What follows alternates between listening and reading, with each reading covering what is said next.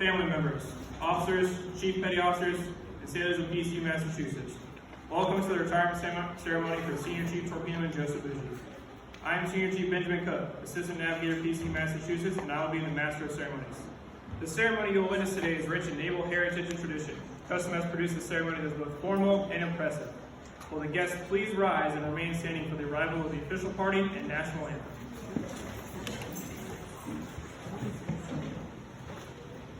Bosun, post the side boys. Aye, Senior. Side boys. Post.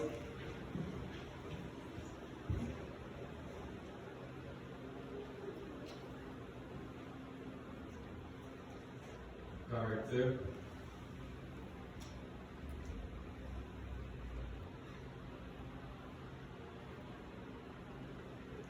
Sub run 6, arriving.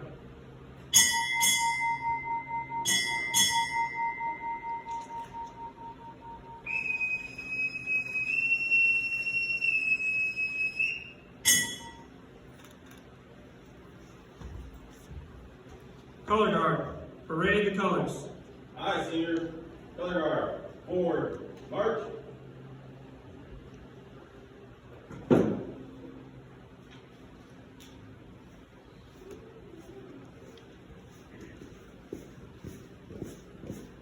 Color guard. Hold. Left. Face. Present. Arms.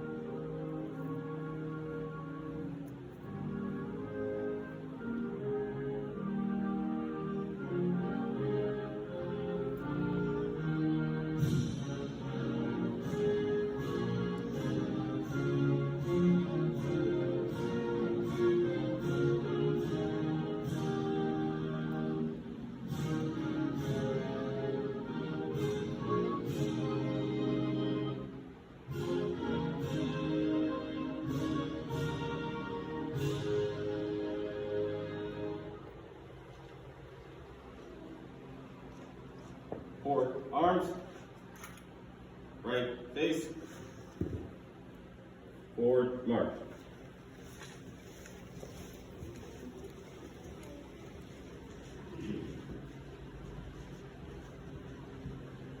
Bosun, post the side boys. Aye, Senior. Side boys. Post.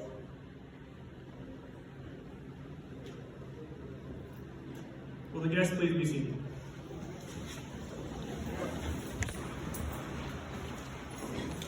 Our presiding officer and guest speaker is a native of Killeen, Texas. At sea, he commanded USS Helena, where his crew earned the Battle E Efficiency Award twice during his tour. Ashore, he most recently served as a senior member of the Nuclear Propulsion Examining Board for U.S. Fleet Forces Command, and is currently serving as the Commodore of Submarine Squadron 6. Please join me in welcoming Captain Jason Pittman.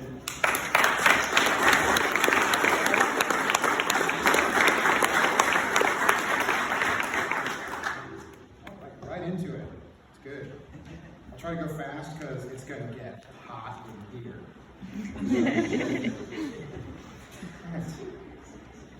Are you ready? I'm ready. Okay.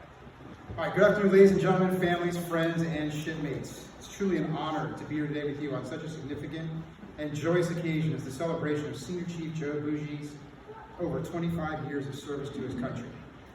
Because that's what this is. It's a celebration of a life dedicated to service and professionalism, and all of our core values of honor, courage, and commitment.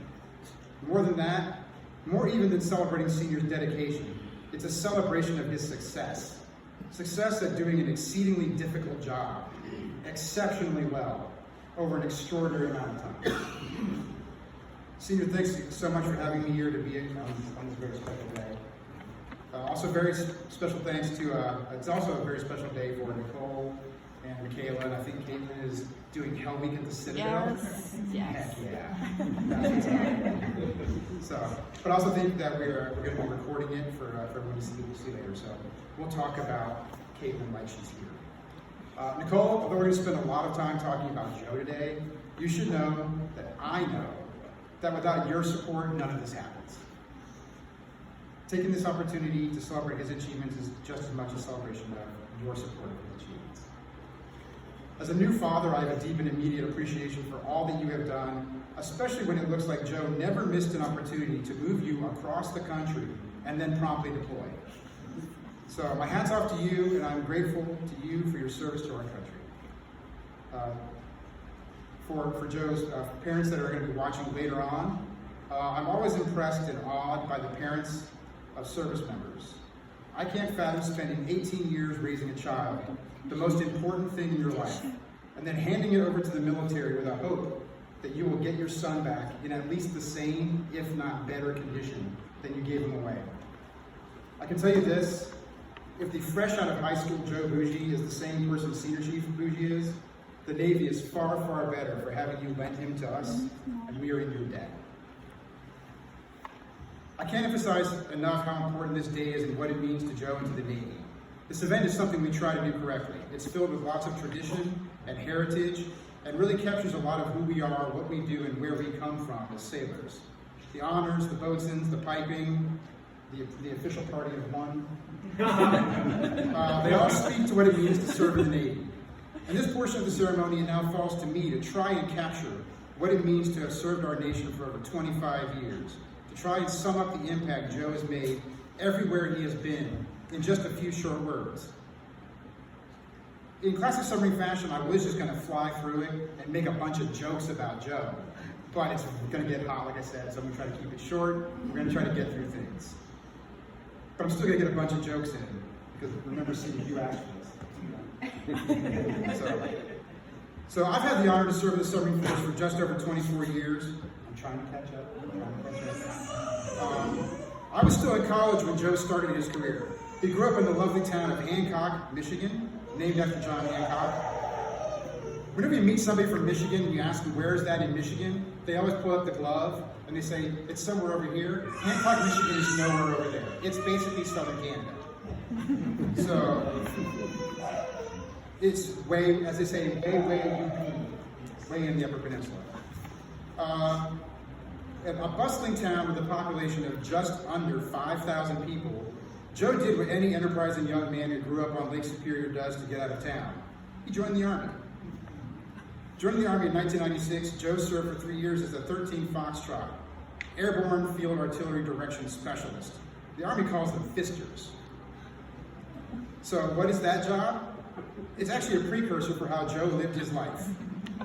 It's a job where an infantryman, Joe, gets embedded with the artillery, walks around and tells them what they need to do and how they need to do it, and then leaves having done a good job.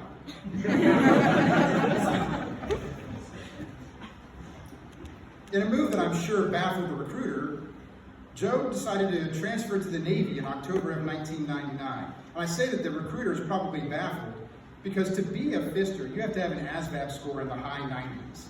So imagine being a Navy recruiter and you get the gold gem, an ASVAB score in the upper 90s, and you're thinking RC Diver all the way, right? But this guy likes guns and bullets and jumping out of planes. So enter submarine torpedo man. And thus Joe's transition from jumping out of a perfectly good airplane to sinking perfectly good boats was complete when he reported to the mighty USS Tucson in August of 2000. While on the Tucson, he made 3 WestPac deployments and 1 deployment to EastPac, such as a deployment centered in San Diego can be called a deployment. But while there, he was in San Diego for participating in the first test and the first live fire Tomahawk launch using the CCS Mark II fire control system. So it's not like an abacus, because you have to it's good, dials, it's good. Following that inordinate amount of time at sea in the span of 5 years, for those of you counting, that was 4 deployments in 5 years, Senior decided he'd had enough of that cushy island life and transferred to Naval Weapons Station Charleston, which is about as far from Pearl Harbor as you're going to get. And he was assigned as a master at arms. Why? Because the submarine force loves nothing more than to believe that torpedo men should own everything on board that we use to break stuff and hurt people. So he owns the torpedoes, he owns the guns, and he's a prior Army, so you're actually probably uniquely qualified to be a torpedo man that serves as a master at arms. But in keeping with the theme of today, he didn't stay there very long, and he got sucked up on an IA, as we did back in the early 2000s, and was assigned to Task Force 134 as part of multinational force Iraq. So people who don't know, Task Force 134 was the team assigned to handle detainee operations in Abu Ghraib and Camp Bucca. So, and this is post all the photos we all saw of Abu Ghraib, but pre-2008 when we had the surge with a whole bunch of people. So now here's Joe doing detainee operations in Iraq, being the face of everything that is bad about America in Iraq, during a time when people were getting attacked 200 times a day. So, Joe, I can't imagine what that was like, nor can I imagine being your family at that time, when every day the phone rings and you're hoping that it's a good call. So I can't imagine what that was like, and I thank both you and your family for that service. Luckily, you made it home safe, and in keeping with trend, decided maybe island life wasn't that bad after all, so you promptly moved to New England to serve on Hawaii so you could complete the PSA and then shipped home port to Hawaii. I didn't go. You didn't go? Good. Yeah. Although you did get to serve under two legendary COs, Ed Harrington and Steve Mack, so I'm sure you trained them well, and that's why Steve Mack's an admiral now. Good job. In June of 11, Joe decided maybe it was time to try something easy, so he signed up for recruiting duty in the Minneapolis district. Again, another cross-country move, but you didn't go, so it's okay. But this time, it's closer to home, since Hancock is actually closer to Minneapolis than it isn't. And thankfully, you managed to not deploy this time around. But you can't hide greatness. And so while there, that's where Senior Chief was selected for Chief Petty Officer, getting pinned in October of 2012, and then serving as the Division LCPO for 2 more years. There is no larger milestone in someone's career than being selected for Chief Petty Officer. The Navy gives awards based on what you've done. It promotes you based on what you can do. Being selected for Chief means the Navy believes in your technical mastery, as well as your ability to manage and lead, and hopefully mold young sailors into successful leaders. I firmly believe that of all the parts of our Navy that work well, none works better than a Chief's Petty Officer mess when it's firing on all cylinders. No institution or organization is so routinely able to achieve excellence and is so routinely necessary than an amazing goat walker.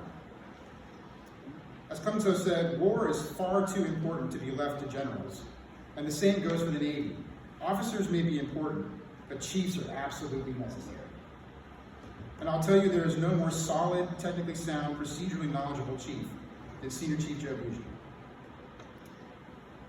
In October of 2014, with those anchors still smelling like the necks, Senior once again picked up and moved cross country. Although you did it to yourself, there's just no Navy in Minneapolis. So you moved to Bangor. You joined the crew of the USS Ohio, bringing your standard of excellence to the crew as they finished up an extended maintenance period, and then promptly took the ship to Westpac, where it remained there for 2 years, while Senior conducted crew swaps totaling 3 Westpac deployments. And anyone who has served on an SSGN knows that forward deployed crew swaps and maintenance periods often make sure that your deployment is far longer than 6 months. So in that time that you were on the Ohio, I'm willing to bet you were gone more than you weren't. Again, Nicole. In October of 2017, Senior makes his, what I'm sure was starting to get a heated discussion, another trip across country to move to Norfolk, to become the Squadron 6 torpedo man. I don't know why Squadron 17 wasn't smart enough to keep you, but we thank you for coming. It was during this time that I served as Senior as the Squadron Senior Deputy, which means he and I went on a lot of rides together. Sorry, Michael. And we trained up 16 submarines for everything from sea trials, WASAT, and UCOM deployments. Senior always brought a level head and just an infallible ability to convey to someone that they weren't meeting the standard, but in such a nice way that you actually felt bad and wanted to work harder. He would also often come to me with a, "Hey sir, I got a question." Trying to play the dumb torpedo man, but now I know your ASVAB score is through the roof, so the secret's out. And he was like, "I was just thinking," and I quickly learned that whenever he started like that, not only was he usually correct in his assessment of what was going on, but if I was smart, he would pretty much just tell me what to do, and I should just do that. So that's what I did. And I'm a cop now. So it kept me out of trouble, it kept the waterfront trained, and it also earned his star becoming Senior Chief Petty Officer in 2019. So that brings us to today.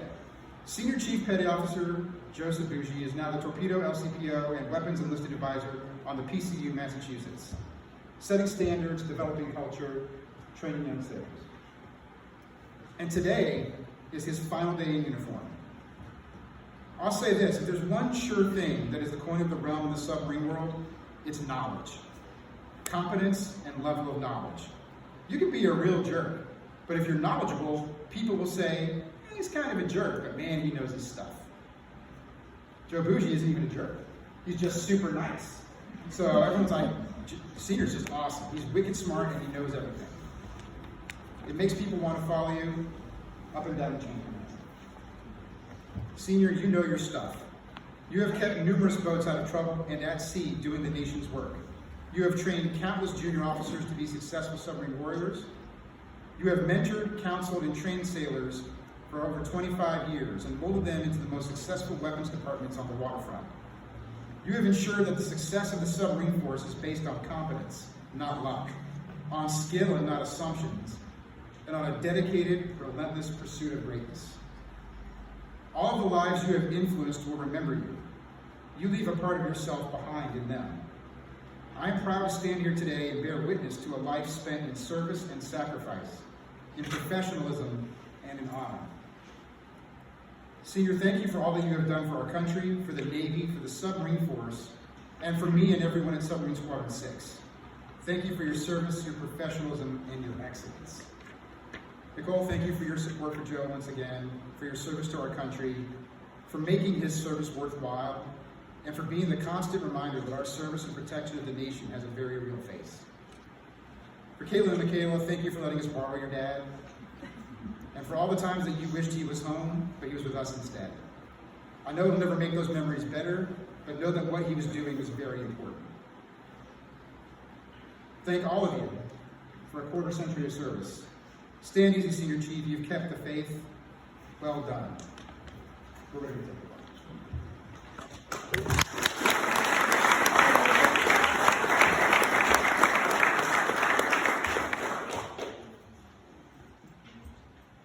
Commodore Bidman, thank you for this kind words. Will the guests please rise for the presentation of the award?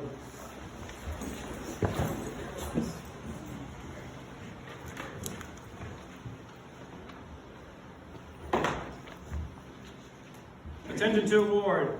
To all who shall see these presents, greetings. Greetings. Department of the Navy. This is to certify that the Secretary of the Navy has awarded the Navy and Marine Corps Commendation Medal Gold Star in lieu of 5th award to Senior Chief Torpedoman Joseph Bougie, United States Navy, for meritorious service while serving as the Weapons Department Leading Chief Petty Officer of PCU, Massachusetts, SSN 798 from October 2020 to August 2022. A leader in the development of Chief Petty Officers, Senior Chief Bougie trained and prepared future Chief Petty Officers during Chief Initiation Season with unswerving alignment to the Master Chief Petty Officer of the Navy's mission. Senior Chief Bougie answered the call to act as Squadron Torpedoman, where he led multiple weapons handling evolutions and repairs, ensuring timely readiness for the tasking of 3 units. This superb tour of duty culminated in a distinguished career of 25 years of loyal and faithful service to his country. Accomplishments, unrelenting perseverance, and steadfast devotion to duty reflected great credit upon himself and were keeping with the highest traditions of United States Naval Service. Given this 19th day of August 2022, signed Captain Hogan, Commander, Submarine Squadron 8.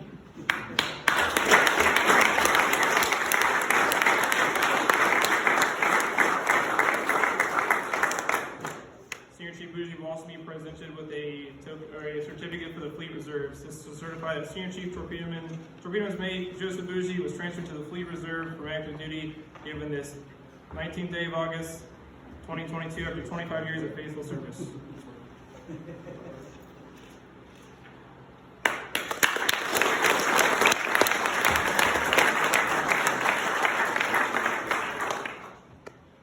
Will the guests please be seated?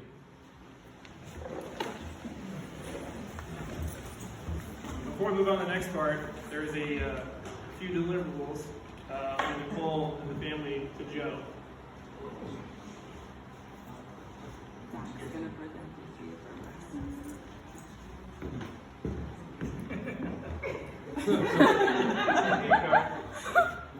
Explain the Vikings. Is this your award, not mine? That's your award. This is mine? It's Yeah. from the Vikings. But it's Vikings. Yeah. It's not Packers. Look. Got two. That was the soft. That was a song. So you can show emotion. I know, but oh man. That's signed by everybody? And the whole team. Yep. That's awesome. We all have to come take a look at this. Wow. How'd you do that? We have connections. Wow, that's amazing. Thank you so much. Awesome. All right. Senior Chief Bougie will now present a token of his wife appreciation to his wife Nicole and his daughter Michaela. To all whose house see these presents, greetings. Greetings. Certificate of appreciation to the United States Navy. To Michaela Bougie, by the authority vested in me, it is my pleasure to express a grateful appreciation to the United States Navy to you for enduring the frequent and long separation from your father, Joseph, as he served his country. These months, indeed years, that he spent away from you constitute a clear and noble demonstration of his love for you and his family. You see, he left you in order to ensure that you inherited a safer world, a surer peace. To those who say a single man cannot make a difference, I say wrong. Your father did. He made our Navy stronger and kept our nation safe. With his service to the Navy now complete, he will be able to spend more time with you in the future. The United States Navy thanks both you and your father for enduring these separations. Given today, Captain Pittman, Commander, Submarine Squadron 6. To all who shall see these presents, greetings. Greetings. This is to certify that Michaela Bougie has been awarded the Military Child Medal. Throughout the years...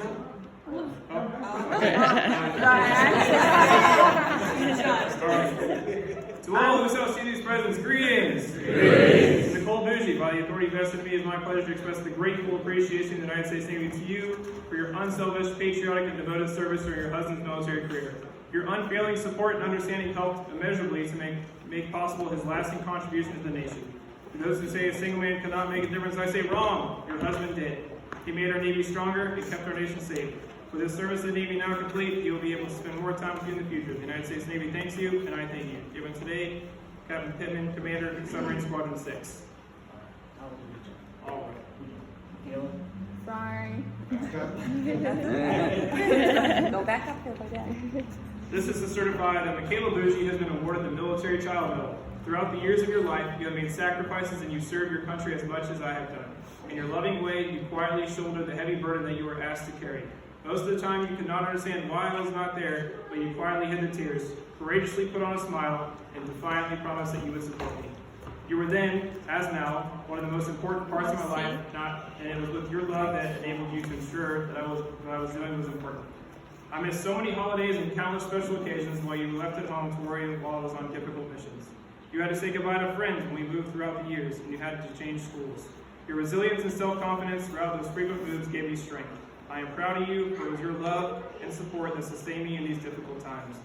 There's no way in my mind that I could have been a success without having your support, your understanding, and most importantly, your unquestionable love. Thank you for being there for me. Always remembered, never forgotten. Nicole. Nicole has been awarded the Military Spouse Medal. The spouse does not wear a uniform, yet they serve their country. They do not acquire nor wear ribbons showing where they have been, yet they go. They did not ask for the duty they performed, yet they unwaveringly serve to the best of their ability. They serve, yet are not honored with trinkets or pieces of cloth showing their service. The burning candle signifies the lonely nights you have spent and that you have kept the home fires burning. A symbol with no beginning and no end, the ring around the candle flame symbolizes the undying flame of love for your spouse. The image of a rose is for the unwavering devotion you have shown for your spouse and their service to the country. This medal is gratefully given to those that do not ask, those that stay on the home front so that their spouse can serve, for they will also proudly serve their country. Always remembered, never forgotten.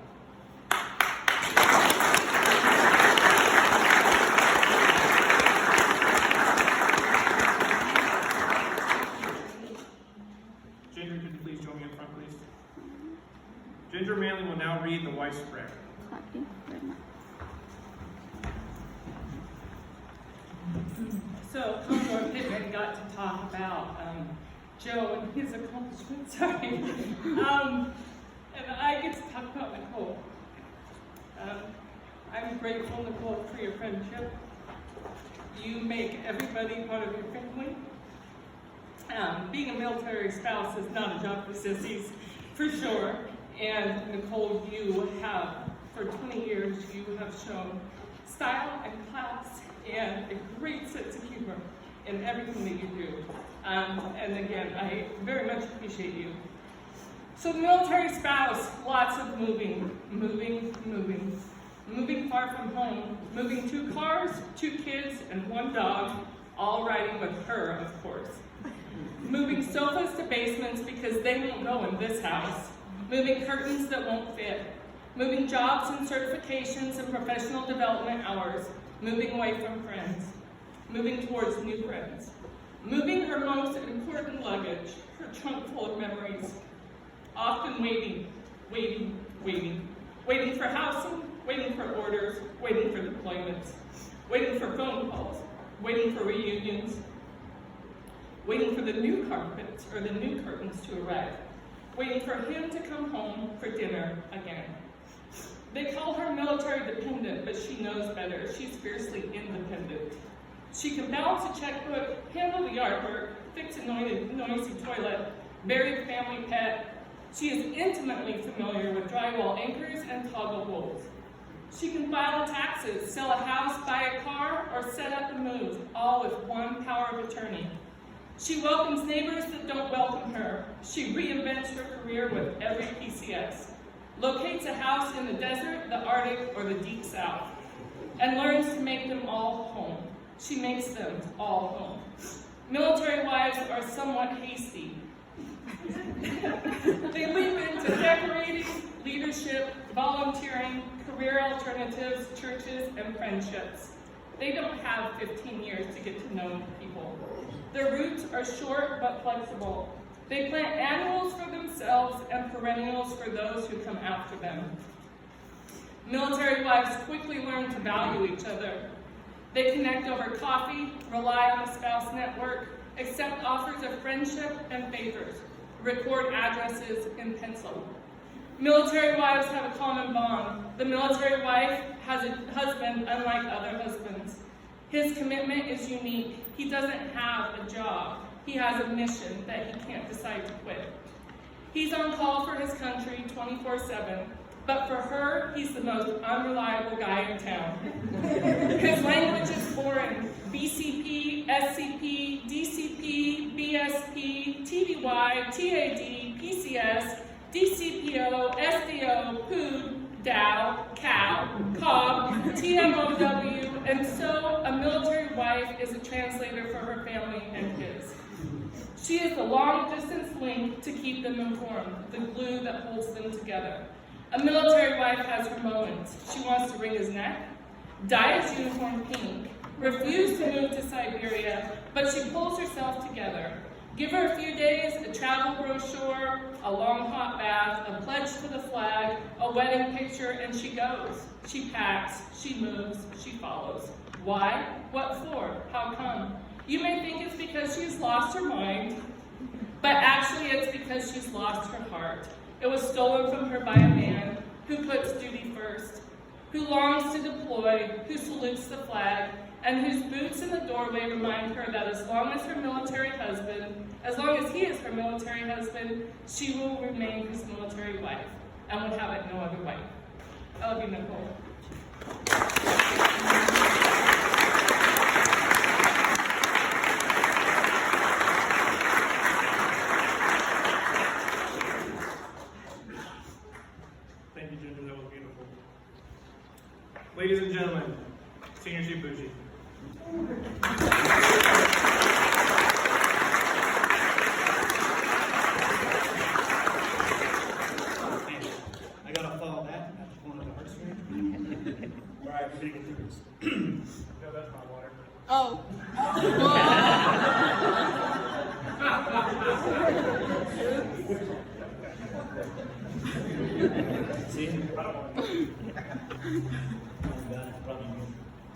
All right. Senior officers, fellow chiefs, enlisted personnel, family and friends. First, I want to thank you for being here, each and every one of you. Thank you to the individuals that made my 25 years in the Navy a success. Some of you aren't here today, and some of you, when I wrote the speech, I didn't think were going to be here today. But you showed up, and I really appreciate that. For my friends, for the last 25 years, as well as some of my friends and mentors I've gained along the way in the last 2 to 3 years, I've become some of the closest of my friends that are today.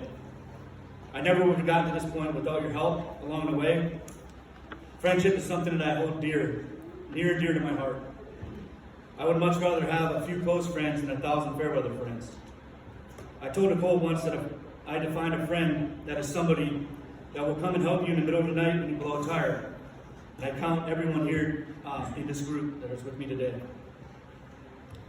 Now the biggest thank you of all. You got it, Dad. Goes to my wife, Nicole. For the last 19 years, you've been by my side through some of the best times, and yes, through some of the worst. She's my biggest cheerleader, and probably drove me more than any single person to live up to that, to live up to what it means to be a sailor, a chief, and a father. Her support of not only my career, but every unit that I've been attached to, has been one of the key factors to my success.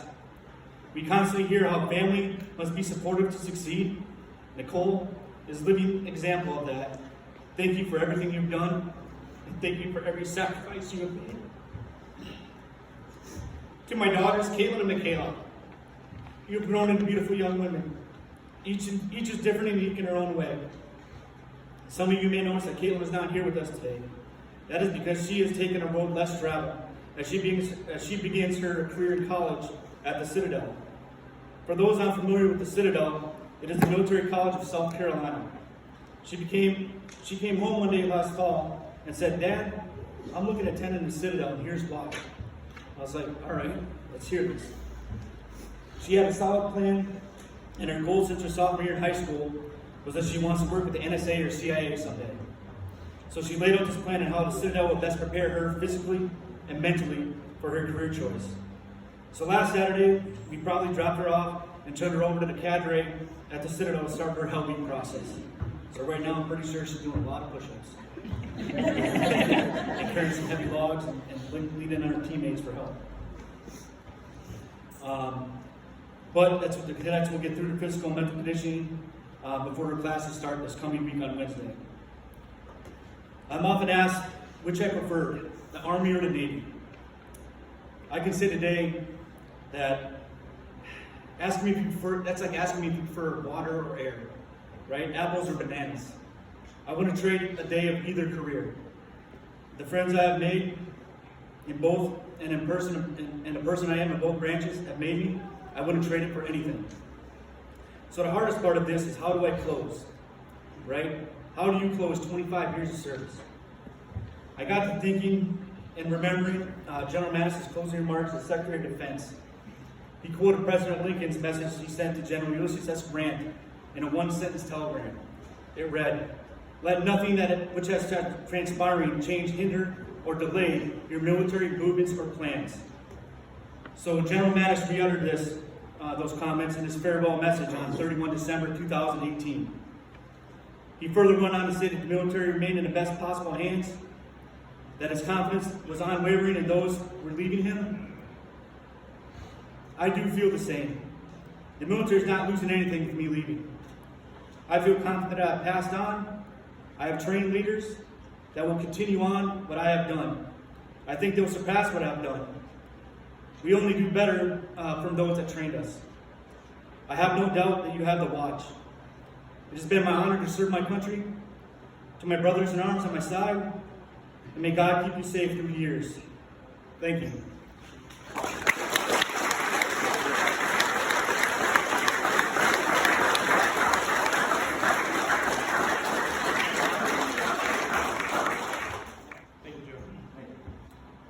Flying detail. Post.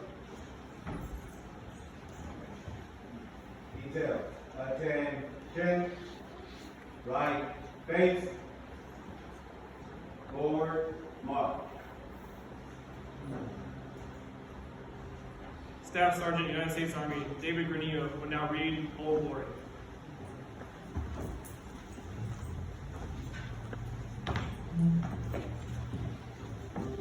March side, march. Detail, hold. I About am the flag of the United States of America. My name is Old Glory. I fly atop of the world's tallest buildings. I stand watch in America's halls of justice. I fly majestically over great institutions of learning. I stand guard with the greatest military power in the world. Look up and see me.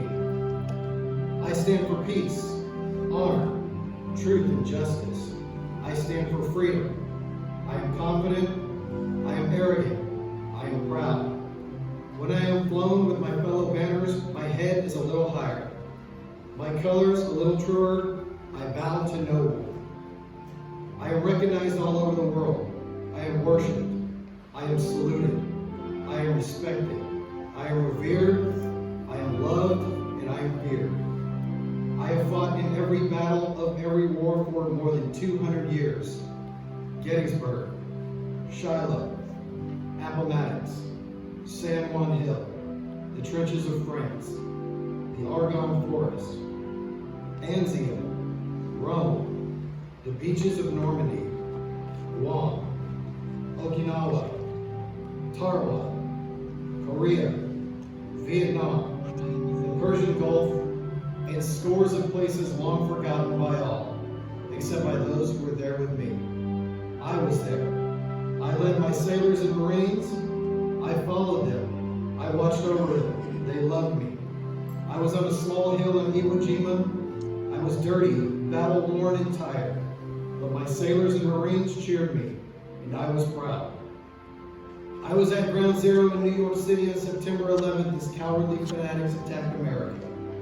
I was raised from the ashes of once proud buildings by brave firefighters, heroes who risked their lives to save others, showing all that America, although bloody, will never be beaten. Those who would destroy me cannot win, for I am the symbol of freedom, of one nation under God, indivisible, with liberty and justice for all. I have been soiled, burned, torn, and trampled on the streets of my own country, and when it is by those who I have served with in battle, it hurts. But I shall overcome, for I am strong. I have slipped the surly bonds of earth, and from my vantage point on the moon, I stand watch over the uncharted new frontiers of space. I have been a silent witness to all of America's finest hours, but my finest hour comes when I am torn into strips to be used as bandages for my wounded comrades on the battlefield. When I fly half-mast to honor my soldiers, and when I lie in the trembling arms of grieving mothers at the gravesite of their fallen son or daughter, I am proud. My name is Old Glory. Long may I wave, dear God, long may I wave.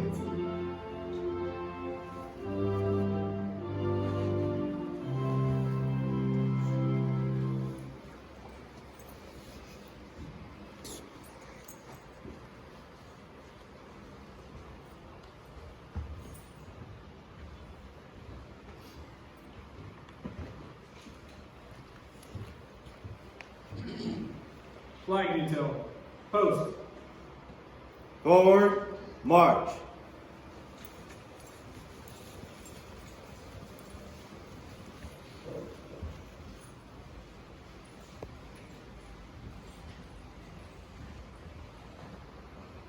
Senior Chief Torpedoman retired Jody Reynolds will now read the Chief Petty Officer's retirement creed.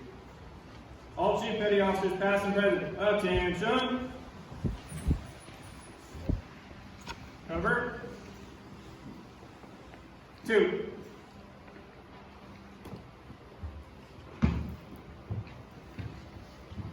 You have on this day experienced that which comes to all of us who serve on active duty in our Navy. I say our Navy because your departure from active duty in no way terminates your relationship. By law and tradition, U.S. Navy retirees are always on the rolls, ever ready to lend their service when the need arises. The respect that you earn as the chief was based on the same attributes that you will now carry into retirement. You should have no regrets. Do not view your retirement as an end of an era, but rather as orders to a new and challenging assignment, to a form of independent duty.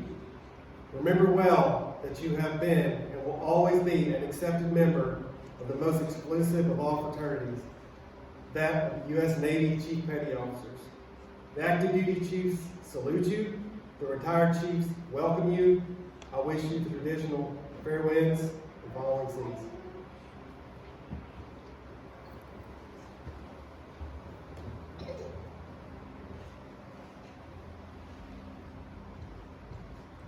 Chiefs, uncover 2 seats.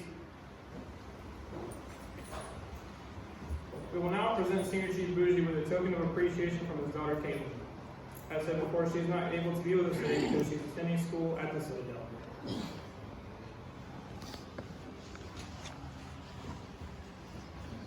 Entire Navy family departed.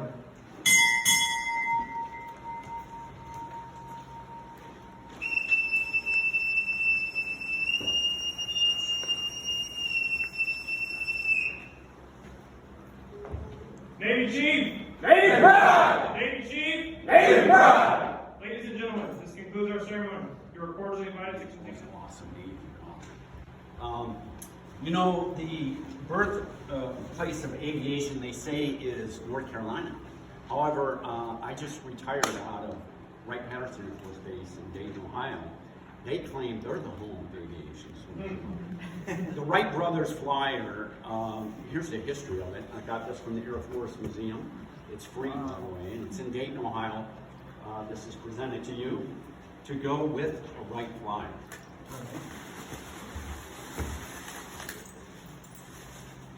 I gotta be really careful because this is very fragile. This was made for you there at the Air Force Museum, National Air Force Museum.